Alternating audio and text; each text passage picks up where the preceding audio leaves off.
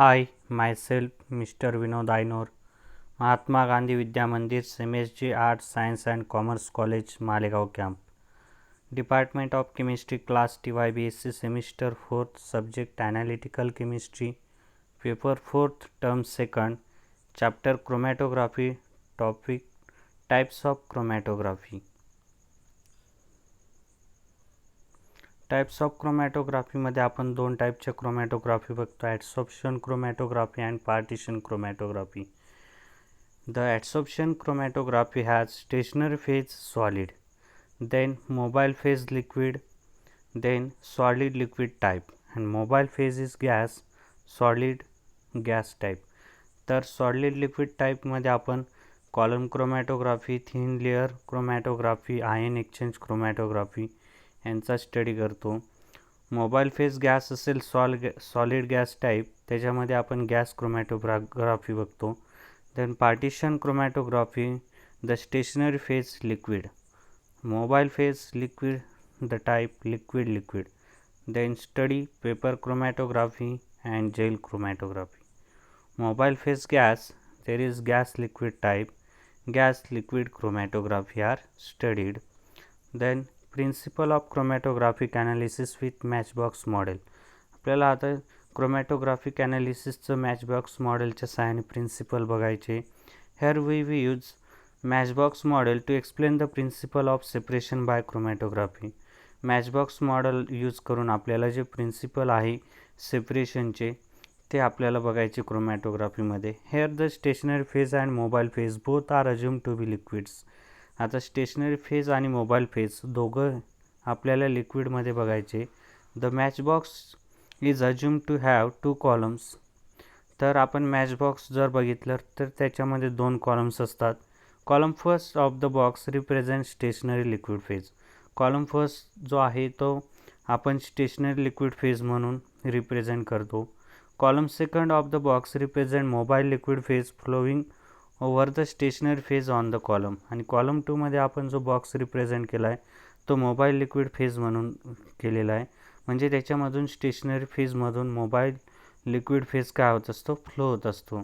These two liquid phases are immiscible. आणि दोघं liquid phase कसे असतात, इमिसिबल असतात. Stationary phase is name as solvent 1 and mobile phase as solvent 2. मग जो स्टेशनरी फेज घेतलेला आहे त्याला आपण सॉल्व्हंट 1ने रिप्रेझेंट करायचे आणि मोबाईल फेज सॉल्व्हंट 2ने रिप्रेझेंट करायचं. Now suppose that we place two mixture of two solutes A and B in equal. मग काय करायचं आहे की जे मिक्सचर घेतलेलं आहे ते मिक्सचर 2 सोल्यूटमध्ये डिवाईड करायचं आहे आणि दोघांचं प्रपोर्शन हे इक्वल असायला पाहिजे. Concentration in the box in column 2 we shall consider the following 3 cases. आणि त्याचं जे कॉन्सन्ट्रेशन आहे फर्स्ट बॉक्सचं कॉलम 2मध्ये तर ते आपल्याला 3 केसेसमध्ये बघायचं. Case first, in this case we assume that solute A dissolve complete in solvent 1. मग केस 1मध्ये काय म्हटलं बघा, सोल्यूट ए डिझॉल्व करायचे कम्प्लिटली सॉल्व्हंट 1मध्ये and solute B dissolve completely in solvent 2. आणि सोल्यूट बी हे सॉल्व्हंट 2मध्ये कम्प्लिटली डिझॉल्व करायचे. Hence solute A remains completely in the box first of column. आणि जे सोल्यूट ए आहे ते कम्प्लिटली फर्स्ट बॉक्सचं जे फर्स्ट कॉलम आहे त्याच्यामध्ये फिल करायचे. This represents maximum separation efficiency and minimum spread up of the solute along the column. मग त्याने काय होणार आहे की त्याचं जे सेपरेशन इफिशियन्सी आहे ती मॅक्सिमम असणार आहे आणि जो स्प्रेडिंग होणारा आहे तो कमी प्रमाणात असेल त्या कॉलममध्ये. Such type of mixture will require only one box of solvent to be added for complete separation. याने काय होणार आहे, मग जे मिक्सचर आपल्याला रिक्वायर आहे, गरज असणारे एकच बॉक्समध्ये, तर ते सॉल्व्हंट आपण त्याच्यामध्ये काय करत असतो, ॲड करतो आणि त्याचं कम्प्लीट सेपरेशन होतं. या पद्धतीने आपल्याला त्यांनी दिले बघा. कॉलम 1 असेल त्याच्यामुळे कॉलम 1 आणि कॉलम 2मध्ये दोघांमध्ये ए आणि बीचं प्रपोर्शन सारखं आहे. सेकंड डायग्राममध्ये ते चेंज होतं, थर्डमध्ये सुद्धा चेंज होते. केस 3 काय बघा, let us assume that the solute A is equally soluble in two solvents but solute B dissolve 25% in solvent 1 and 75% in solvent 2. केस 3मध्ये बघा सोल्यूट ए जे आहे ते काय इक्वली सोल्युबल आहे दोघं सॉल्व्हंटमध्ये. पण जर तुम्ही सोल्यूट बी बघितला तर सॉल्व्हंट 1मध्ये तो 25% सोल्युबल आहे आणि सॉल्व्हंट 2मध्ये 75% आहे. The two solutes will distribute between the two solvents and equilibrium will be develop as shown in figure. आणि मग ते जे दोघं सोल्यूट आहे त्यांचं जे डिस्ट्रीब्युशन आहे ते डिस्ट्रीब्युशन कसं आहे की दोघं सॉल्व्हंटमध्ये डिस्ट्रीब्यूट झाल्यानंतर ते इक्विलिब्रियममध्ये असायला पाहिजे. मग आपल्याला त्यांनी खाली डायग्राममध्ये दिलेलेच आहे त्या पद्धतीने त्याचं काय होत असतं सेपरेशन होत असतं. Now we place a box of pure solvent 2 on the top of the column 2 and push down all the boxes of column 2 by 1 unit. मग आपण जे बॉक्स घेतो त्याच्यामध्ये प्युअर सॉल्व्हंट सेकंड भरतो, तो टॉपला असतो तो कॉलम सेकंड आणि तो काय करतो आपण पुश डाऊन करतो ते बॉक्सेस आणि तो कॉलम 2 मधून काय होतो 1 युनिट तयार होतो. The solute A and B in the first box of column 1 आणि सोल्यूट ए बी आपण फर्स्ट कॉलममध्ये घेतो will ideally re-equilibrate between the two solvents as before. आणि मग ते आपण आयडियली काय करत असतो री इक्विलिब्रेट करतो आणि दोघं सोल्यूट्स ते आधी कसे असतात एकाच कॉलममध्ये आणि फर्स्ट बॉक्समध्ये असतात. Similarly the solute A and B now the second box in column 2 will distribute. आणि मग तशाच पद्धतीने जसं फर्स्ट बॉक्समध्ये करतो तसंच सेकंड बॉक्समध्ये सुद्धा solute A B second box आणि सेकंड कॉलममध्ये डिस्ट्रीब्यूट करायचे. The distribution in the 4 boxes at equilibrium will be shown. आणि मग ते 4 बॉक्स आहे त्याच्यामध्ये काय करायचं त्याचं इक्विलिब्रियम डिस्ट्रीब्युशन करायचे. Then we place another box of pure solvent 2 on column 2 and push down all boxes of column 2 by 1 unit. आणि मग ते एका प्लेसमध्ये घेतल्यानंतर बॉक्समध्ये प्युअर सॉल्व्हंट सेकंड आणि सेकंड कॉलम घ्यायचं. मग ते पुश डाऊन होतं ते बॉक्सेस आणि ते कॉलम 2मध्ये एकाच युनिटमध्ये असतात. There will be again redistribution of solute A and B in such way that the ratio will be same at each level of the boxes. आणि मग असं झाल्यानंतर जे रीडिस्ट्रीब्युशन आहे सोल्यूट ए आणि बीचं तर त्याचा रेशो कसा असतो सारखा असतो प्रत्येक बॉक्सच्या लेवलमध्ये.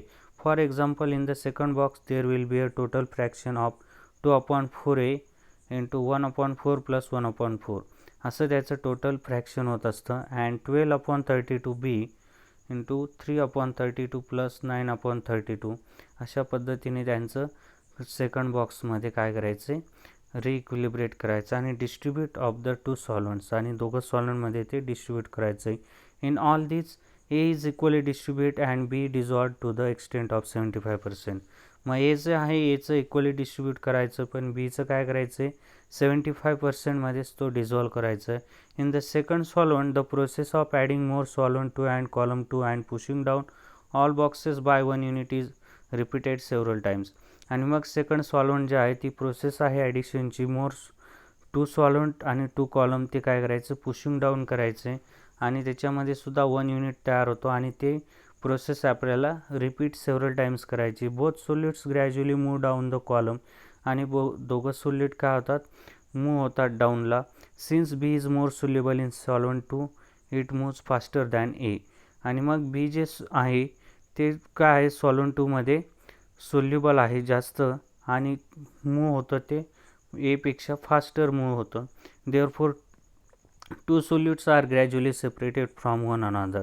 आणि जे दोघं सोल्यूट्स आहेत ते काय होतात एकमेकांपासून सेपरेट होतात. Solute B move ahead of solute A आणि सोल्यूट बी काय होतं सोल्यूट ए पासून मूव्ह होत असतं. The distribution of two solute in solvent 2 along the column after 5 addition of the solvent 2. आणि मग जो डिस्ट्रीब्युशन होतं दोघं सोल्यूट तर सॉल्व्हंट 2 काय होत असतं त्या कॉलममधून 5 ॲडिशन केल्यानंतर ते सॉल्व्हंट 2 सेपरेट होतं. Solute B move ahead solute A आणि सोल्यूट बी काय होतं सोल्यूट ए पासून मूव्ह होतं. Since B is more soluble in this solvent it is less spread out. मग सोल्यूट बी जे आहे ते कसं आहे सोल्युबल आहे सॉल्व्हंटमध्ये आणि त्याचं स्प्रेडिंग कसं असतं कमी असतं. Theoretically there will always be a small amount of solvent 1 in the first box. मग आपण थेरॉटिकल सांगू शकतो की स्मॉल अमाऊंट ऑफमध्ये सॉल्व्हंट 1 हे काय असतं फर्स्ट बॉक्समध्ये असतं. This is because there will always be a small amount of solvent 1 in the first box to distribute between the two सॉलंट्स.